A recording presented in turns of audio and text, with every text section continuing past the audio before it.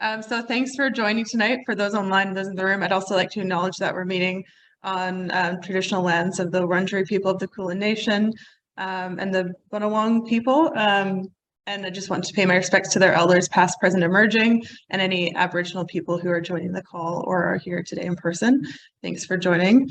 I just wanted to do a really brief overview of who we are. So Stuart and I are part of the Justice Health Group, and we're kind of in a space of expanding, and we kind of span Curtin University in Perth, where I'm employed, as well as Stuart and one of our analysts, Matt. But we've also got a lot of members at University of Melbourne, Murdoch Children's Research Institute, where I've got my honorary position as Stuart's also got one there, and Griffith University. So we're ever expanding as our team moves nationally and internationally. But we're also a growing network, both in Australia and in many other countries, of other academics, health and justice agencies, other organizations. So if you're interested in joining our team meetings, anyone is welcome to join if they have an interest in justice health. And our aims are quite simple: to generate world-class evidence regarding the health and healthcare experiences of justice-involved populations. There's a large evidence gap in this area, which you will see in our presentation today, and to use this information to advocate for evidence-informed policy and practice changes aimed at improving very wide health inequities among this population. So Stuart and I are just two members of a large and growing group, and this is just a quick snapshot of who we are. Some very happy, smiley faces, and maybe some people are online. But I will pass over to Stuart. He's just going to provide a background on the importance of prison health in the context of public health. Thanks, Lindsay. And for everyone in the room, I'm sorry, but Lindsay's going to be doing the slides, so I'll be saying next. So please forgive us for that. I'm joining from Wajak Noongar over in Perth. And so what I wanted to do to begin with is just give you some context for this. We have about 11 million people in prison around the world on any given day, and about 30 million people churning through prisons each year. So it's a significant institution at the global level. So the UN has had some standard minimum rules around the treatment of people in prison for a long time now. They were updated in 2015 though. And it's a very long document. Two rules I just wanted to draw your attention to because they're in recognition of the health considerations for this population. Rule 24.1 is typically referred to as the principle of equivalence. The idea is that people in prison are entitled to the same standard of healthcare that they would get in the community. In other words, you can't punish people by depriving them of healthcare. Rule 24.2 is in recognition of the fact that people move through prisons and back into the community quite rapidly, and therefore it's very important to ensure coordination between healthcare in prisons and the community. You'll see why that's important in a little bit when we move on. Next, please.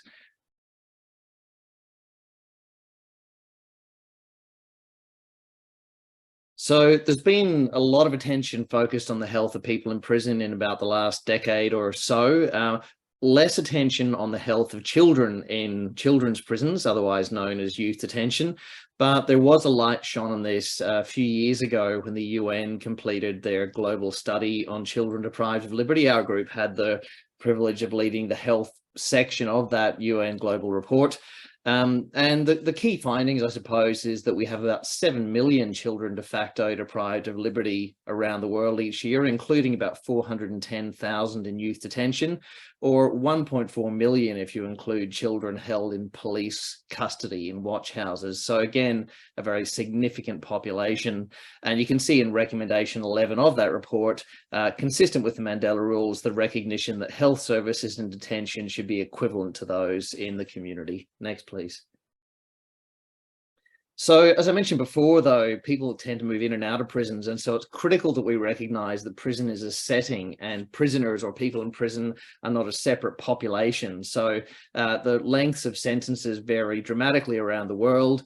But certainly in Australia, many people are in and out of prison in less than 3 months, less than 6 months.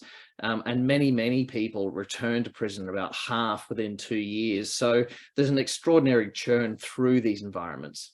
Next, please.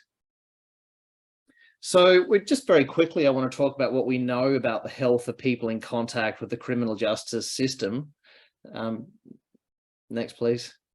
And to do that in the Australian context, it's really critical that we recognise the extraordinary overrepresentation of Aboriginal and Torres Strait Islander people in these settings for multiple reasons that we don't have time to go into. But in Australia's prisons, even after adjusting for age differences, Indigenous people are 14 times more likely to be in prison, 19 times more likely to be under youth justice supervision, and 24 times more likely to be in youth detention. And for that reason, the health of people in custody in Australia is a really important component of our efforts to close the gap. So not just keeping people out of prison, but caring also about the health of people in prisons. Next, please. So what do we know about the health of people in custody? Well, in Australia, we've actually done moderately well in terms of monitoring the health of people in prisons. We have a triennial report produced by the AAHW on the health of people in prisons in Australia. The most recent published one is in 2018. But with respect to youth justice, at this stage, we have nothing. We have a report on the number of children who are detained, their demographic characteristics and so on, but there is not yet any kind of formal routine collection or reporting on the health of children in prisons in Australia. So we have a long way still to go. Next, please. With respect to adults, as I said, there has been a real explosion of research in this space in the last decade or so. Here's just one snapshot of one study led by Stephen Dent, who was a University of Melbourne medical student. And in his last year of his medical degree, he worked with us on this study looking at multimorbidity among people in prisons. Multimorbidity means the co-occurrence of multiple health conditions. What we know in summary about the health of people in prisons is that the prevalence of pretty much every health condition you can think of is markedly higher, sometimes orders of magnitude higher among people in prison than among people in the surrounding community. And also that the prevalence of co-occurring health conditions, multimorbidity, is extraordinarily high. And that's really important because it means there's a particularly pressing need for coordinated multi-sectoral care, which is often very difficult given the siloed funding mechanisms and disciplinary differences that we have with respect to healthcare. Next, please. One of the other things that we know quite well about now is the very high prevalence of infectious and bloodborne diseases and bloodborne viruses among people in prisons. In many countries, HIV and/or tuberculosis are the key concerns. Australia is one of the countries where hepatitis C is a major concern, with around 30% of people in prison having been exposed to hepatitis C. And of course, that's heavily concentrated among people with a history of injecting drug use. So it's a really concentrated burden of infectious disease in these settings. Next, please. And for that reason, perhaps a bit pejoratively, but also accurately, it's been suggested that prisons can function as a disease pump. This is a study from 2 decades ago now in the US, looking at what proportion of people in the US at the population level with each of these infections passes through a prison or jail each year. So if you take hepatitis C, for an example, you can see that around 43% of people with hep C in the US experiences incarceration each year. Now, if we don't respond effectively to that, it becomes an enormous burden on public health, this idea of a disease pump.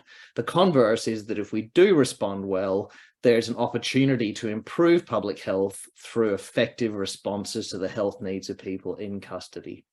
Next, please. And so it's recognition of realities like that that's led the WHO for quite a while now to tell everybody who will listen that prison health is public health. It is an important part of public health. And for anyone who's interested in this content area, the WHO has some excellent publications talking about a raft of issues around clinical management and governance of healthcare in prisons. And a couple of those reports are shown here. Next, please. Unfortunately, in the Australian context, despite the extraordinarily high burden of health problems in prisons, we also have unique underinvestment in prison healthcare. And that is to some extent driven by this remarkable exclusion of people in custody from our so-called universal health insurance scheme, Medicare. So for anyone who isn't aware, people in prisons and youth detention in Australia are uniquely excluded from Medicare. One consequence of that is an extraordinary underinvestment in mental health services in prisons. Despite a 12-month prevalence of mental illness in prisons of around 80%, a few years ago, we did a prison mental health benchmarking exercise and compared the number of mental health care positions in prisons to what we need or what we should expect, that being the red line in this picture. And you can see that in every jurisdiction except for the ACT, the investment in prison mental health care was extraordinarily, woefully inadequate. The one exception being Victoria, which uniquely decided to withhold its data. So we don't actually know how Victoria looks. Next, please. And what about once people released from prison? This is a data linkage study we did in Queensland a number of years ago now. And unfortunately, it's just one instance of what's now a very well-established and predictable phenomenon, that being an extraordinarily elevated risk of preventable death in people released from prison. In this particular study, we linked correctional records for 14 years with the National Death Index. We found that the rate of mortality up to 15 years after release from prison was more than 3 times the population rate of death from all causes. And as you can see from the graph there, a very meaningful proportion of those deaths are due to drug overdose or suicide. In the first 30 days after release, more than half. Next, please. Thanks, Stuart. So I'm briefly just going to touch upon the youth justice system and what we know about the health of young people involved in the justice system. As Stuart mentioned, we know a bit more about adults in Australia and internationally, but there's been very little research into youth justice settings. So just for some background, in Australia, the youth justice system pertains to young people ages 10 to 17. And these figures here in the boxes are showing average numbers on any given day in 2020 to 2021. So there's about 4,695, or actually exactly that number, in that time period, and about 15% of those are in detention and the remainder are in community supervision.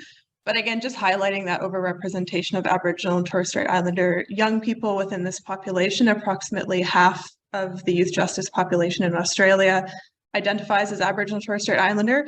And quite interestingly, this report that AIHW put out, which is the Australian Institute of Health and Welfare, identified that 37% of Aboriginal and Torres Strait Islander young people in the justice system had their first contact between ages of 10 to 13, compared to 14% for non-Indigenous kids. So not only is there a higher proportion of Aboriginal and Torres Strait Islander young people, but they're coming in contact with that health system or the justice system a lot earlier. And we'll talk a little bit more about that later and how we can use data to inform decisions around that.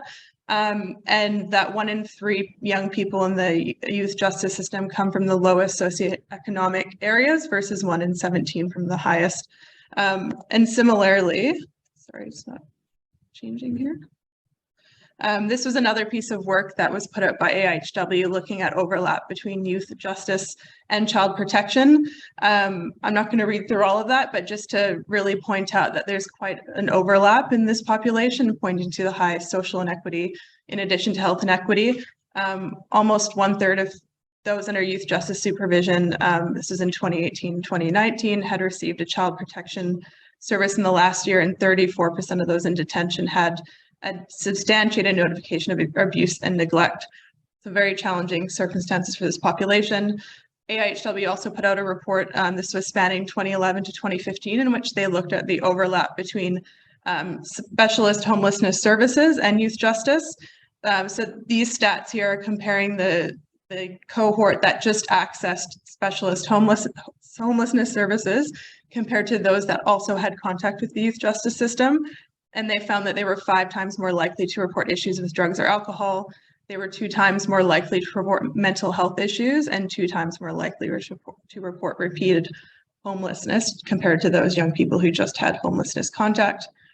And this is a bit of recent research evidence coming out of Australia, and I think there's one international study on there just pointing to some of the quite disparate health inequities within this population.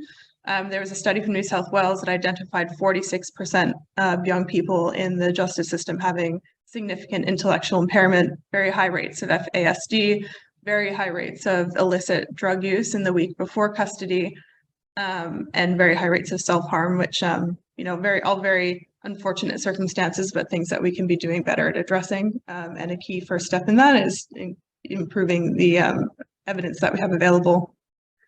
So I'm going to hand back to Stuart. I'm going to get back into the fun stuff in terms of data methods and Thanks, Lindsay. And I think the reason we're kind of jumping around between content and method here is because I think we've, in our group, we've discovered that administrative data and cross-sectoral linkage of administrative data is a really important part of doing the kind of work that can create change in this space. So I just wanted to quickly share with you a few of our observations around the use of administrative data in this area. Next, please.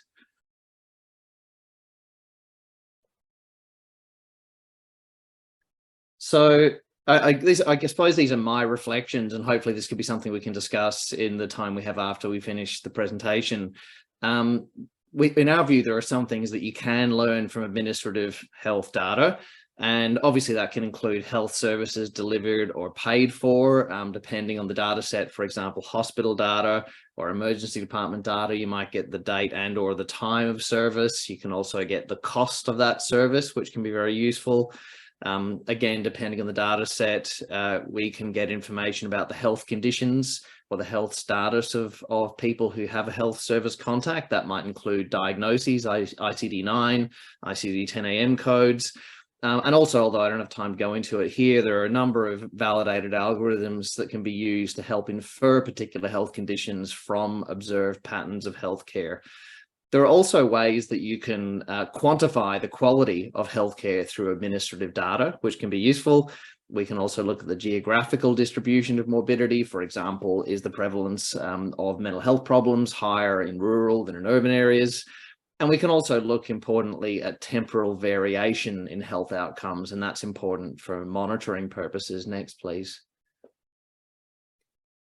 And just to give you one example of that, this is a study we published a number of years ago, along with a colleague at UQ, Simon Forsyth, where what we wanted to do is find a way to routinely monitor deaths after release from prison. I presented that slide before on a study we undertook. That's in fact plotted on that blue line on the graph you can see. And we considered that to be a gold standard on the rate of death after release from prison in Queensland at the time of this study.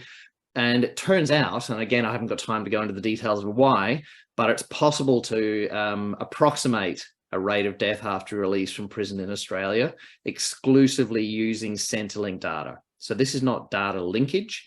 The red line here is an estimate of deaths after release from prison exclusively using Centrelink data. The key reason for this is that the federal government is very diligent in terminating benefits when people are deceased, unfortunately.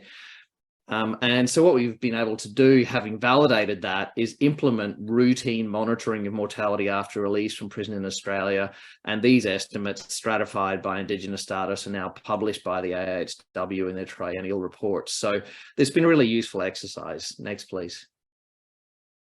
So administrative data, in our view, and for the work that we do, have some unique strengths. The first is that they're typically population level with large samples. So statistical power, even for rare events, is usually not a major concern. There's a reduced, not eliminated, but reduced risk of sampling bias in comparison to, for example, surveys where people can choose to participate or not.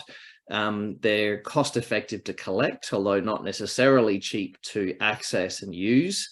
And administrative data, and this has been pointed out by others as well, are particularly useful for studying vulnerable populations due to the challenges of recruitment and, importantly, the challenges of retention in longitudinal studies for marginalised and vulnerable populations. I mentioned before cost. Administrative data, in our view, are also particularly useful for health economic analyses, which can be important for advocacy to decision makers. And they're broadly considered to be quite objective, although often, again, there's a person behind the number in the administrative data who's coded the information. So they're not perfect either. Next, please. There are also some important limitations of administrative data that we try to take into account. The first is, of course, that they're not collected for research purposes. So these are a byproduct of some service that's being provided. A key challenge for us in our area is that the data custodians, in particular in our area, justice data custodians, control access to and use of those data, and that can pose some real challenges for independent critical research of systems and policies in this area. Data quality is not always fantastic, and that we do see inconsistency over time and place, and the lesson there is the importance of knowing your administrative data and not considering them in any way perfect or flawless. And another key thing, and this is frequently spoken about with respect to administrative data, is that they reflect service delivery, not necessarily health needs. In other words, you don't often know what you don't know. You only see what is in the administrative data, not what the underlying health needs of the population of interest may be. Next, please. Just to give you one example of this, this is a nice study from New South Wales using data from the 45 and up study. So short version, this is around 33,000 people in New South Wales in this particular study who completed surveys and also subsequently attended the hospital. And the question was, to what extent do the hospital data identify some chronic conditions of interest? Can you just hit next, please? And thank you. And so what they wanted to do is, knowing there'd be under ascertainment of those health conditions in hospital data, they wanted to quantify that under ascertainment. And what they found is that the agreement between self-report from surveys and the hospital data was good in their view for diabetes, moderate for smoking, fair for heart disease and stroke and hypertension, and poor for obesity. Now, you wouldn't necessarily expect hospital data to adequately or completely capture these conditions, but the point is nevertheless well made that hospital data or any administrative data aren't necessarily an appropriate way to estimate the prevalence or incidence of particular health conditions. So you need to be thoughtful about the questions that are being asked with those data. Next, please. Over to Lindsay. Thanks. So I'm just going to rip through these slides pretty quickly. I've got my eye on the time, and I think we've got 18 minutes left. We got a lot to cover, Stuart. Sorry? Keep going. Okay. Well, anyways, nonetheless, so one step further with this in the work that we're doing is looking at cross-sectoral data linkage. So what does that mean exactly? So we're talking about linking health data, so health administrative data, with data from other quote-unquote non-health sectors. So things such as the justice system, homelessness services, child protection, and other social services, things like Centrelink. And this is really important, particularly when researching vulnerable populations and socially excluded populations, because it can help us understand other contributors and causes of health inequity, which in public health we refer to the social determinants of health. I'm not sure if that's a common term in other statistics areas, but importantly, data or research that uses data from multiple sectors or surveillance and monitoring at a national or population level can help inform responses that are not only driven by health factors, but we can look at what are the other contributors, other sectors that may be involved, and other policy levers that we may be able to pull in order to address health inequity. So there's several benefits. One is just that it can be used as a tool to increase the visibility of socially excluded populations, in our context, justice-involved populations, using health administrative data. So by linking justice records with health data, then we can get that subset of people represented in health administrative data that have justice involvement, because we don't actually ask about homelessness or justice involvement at the point of health service contact. So that's obviously a limitation of health administrative data. In general, it's quite a lot more cost effective to do this on an ongoing basis rather than an ad hoc basis. And we'll just cover later some governance and challenges that we've encountered in this work in terms of our time and resourcing. But really important that this can offer population level coverage versus selected samples that inevitably require inference in terms of relaying results to other general populations of interest. But we've encountered many challenges, and this is not unique to the work that we're doing. Data collection is often decentralized, so it involves linking data from multiple data custodians, which entails a lot of approvals and other ethics requirements. Important, but it can be quite debilitating when it comes to time to do so. Data custodians are often reluctant to share data, particularly those outside of the health sector that are not often involved in health research. And limited workforce capacity. I think this is growing in Australia, but nonetheless a challenge. Despite the benefits, and these challenges contribute to a very limited application in Australia. There's an entity called the Population Health Research Network that since 2009 had about $48 million of investment, and quite appropriately has seen a very intensive increase in the number of research studies using health-only data linkage, but those that are involving both health and other non-health sectors or cross-sectoral data linkage has been very slow to keep pace with increases. So not as many gains there as we'd like to see. Stuart, did you want to chat to this, or? Yeah, let's skip this and move on, Lindsay, given time. Sounds good. Yeah, look, really, sorry, if you skip back, just really quickly, we haven't got time again to go into the technicalities of this, but a key issue that arises with respect to data linkage is privacy, and appropriately so.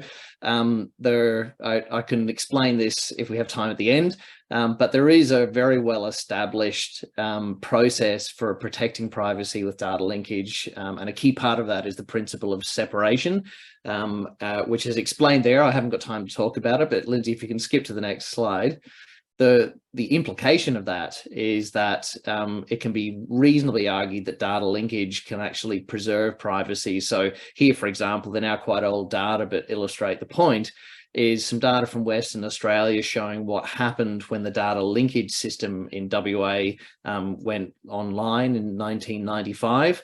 And what happens since that time is that the proportion of requests for health data in WA that were for name identified data plummeted. And meanwhile, not surprisingly, the number of requests for de-identified linked data increased. So while more studies were undertaken, fewer studies obtained identifiable information about people. Next, please. Now what we're going to do is very quickly rush through a quick show and tell on a few studies. And Lindsay, we might skip the BC one in the interest of time. Very quickly, I want to share some findings from a prospective data linkage study we've undertaken in Australia, the Health After Release from Prison study. This is a study where we've recruited people in prisons. It's a consortium of people who've recruited people in prisons in 4 Australian states, 4,232 people, a very large prospective sample of people. And next, please. And in fact, we'll just skip to the next one. That's just a smattering of some of the findings. I just want to show you a few of the sorts of things that can be done with these data. This is a study led by Emma Thomas, where we looked at mental health trajectories for people released from prison in the Queensland part of this cohort. What we found is that even for people with sustained very high levels of mental health distress, by prospectively linking with statewide ambulatory mental health care, we were able to confirm that engagement with mental health services in this population were extraordinarily low. So it identified an important gap in service provision for people released from prison. Next, please. This is a study led by Dominique d'Andrade, Griffith University at the time. And what it showed is that for people released from prison, around half of whom returned to prison in 2 years, there was a dose-response relationship between contact with the emergency department and reincarceration. In other words, the more time you went to the ED, the more likely you were to go back to prison. Now, that's not because emergency doctors are causing people to commit crime, but because it's an important marker of lives that are unraveling, and it really pointed to some new opportunities to enhance prevention and achieve better outcomes for those people. Next, please. This is some work by Jesse Young looking at contact with mental health services after presenting to the emergency department for self-harm. In Australia, 100% of people who present to the ED for self-harm are supposed to have rapid contact with mental health services for obvious reasons.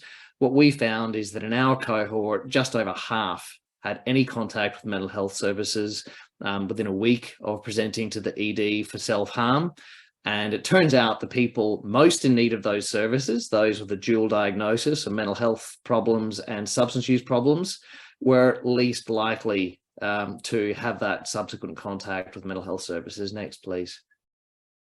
Another paper by Jesse Young looking at presentation to the ED or hospital for injury after release from prison, and consistent with that, previous studies showing an extraordinary spike in rates of injury-related hospitalization after release from prison, and that spike extraordinarily concentrated among people with a dual diagnosis. Next, please.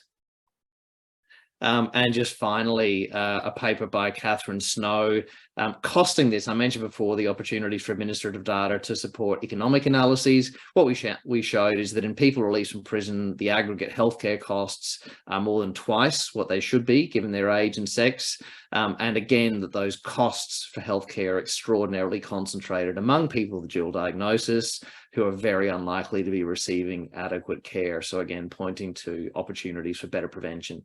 Next, please. I won't go into the details, but Lindsay is now leading an extraordinary effort to pull our 4 cohorts together and put all of those data on SURE, the Secure Unified Research Environment, for coordinated analyses of the whole 4,200 odd cohort.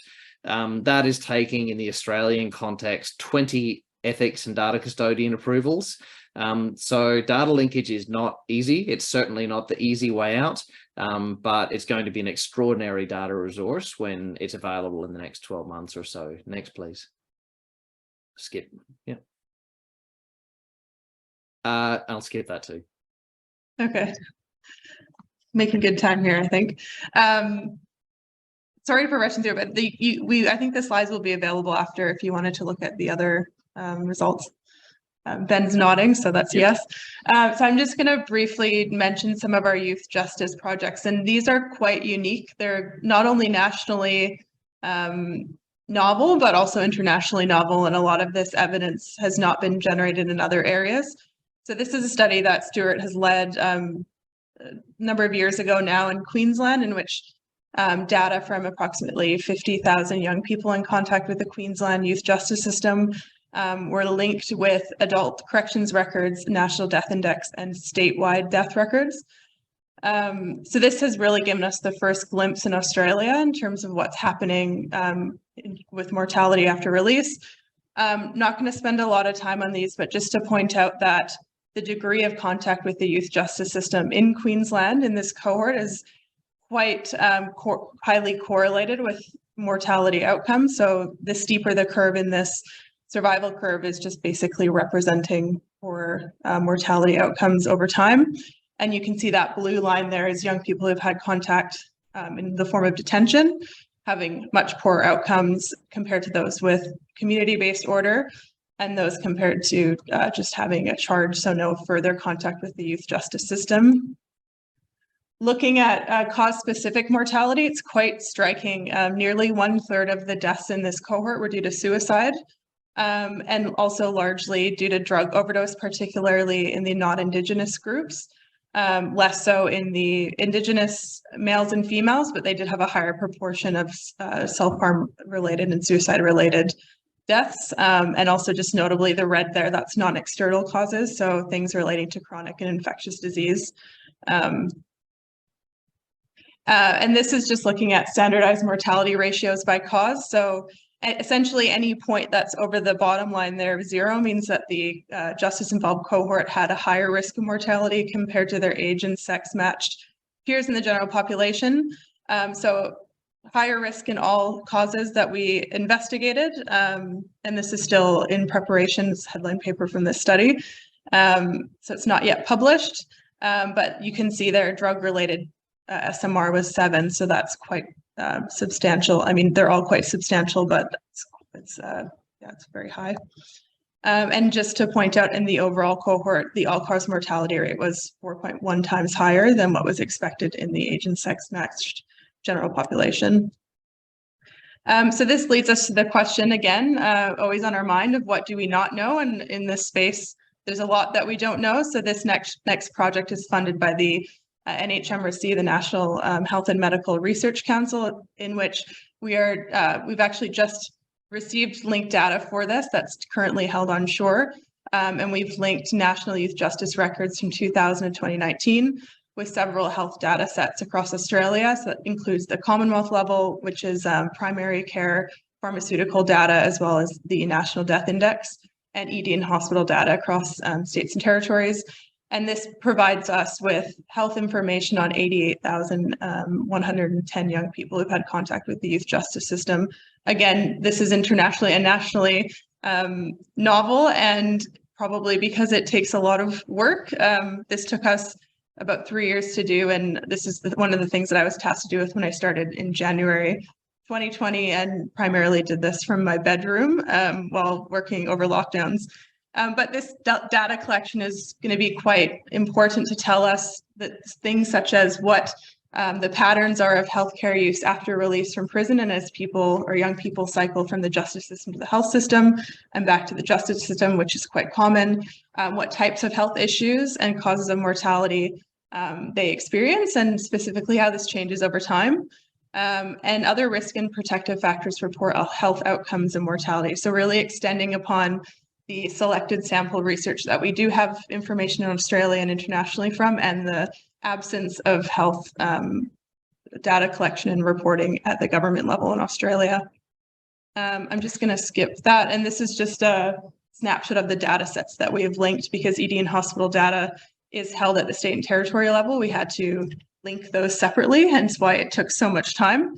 And this is just a bit of an overview of what this process looks like. So just quite complex in terms of data linkage at the Commonwealth level for the Commonwealth data sets. We also had to involve 8 different state and territory data linkage units, and all that data is now sitting in SURE, where there's quite extensive cleaning to be involved. But just to point out this really key point that I mentioned talking about the cross-sectoral data linkage, that the administrative burden in this area of work is quite prohibitive. It's very expensive. It's taken about 3 years to put this together, and if I had to estimate, probably 0.5 FTE of my time during those 3 years. And this isn't meant to say don't do this. It's really important. Things are, I think, changing, and there's a lot more discussion around how to make this process more efficient. And there's some new initiatives happening in Australia to streamline ethics and review. So that's really good news. So don't let this turn you off, but just to say there's a lot involved in linking cross-sectoral data linkage, but it will definitely be worth it. So given all that, to finish off, we're just going to talk about some sort of practical examples and impact that we've started to achieve with the work that we're doing, and the evidence generation and next steps in terms of working with governments and key advocacy issues. The first being raising the age of criminal responsibility. This is an ongoing debate and discussion across Australia.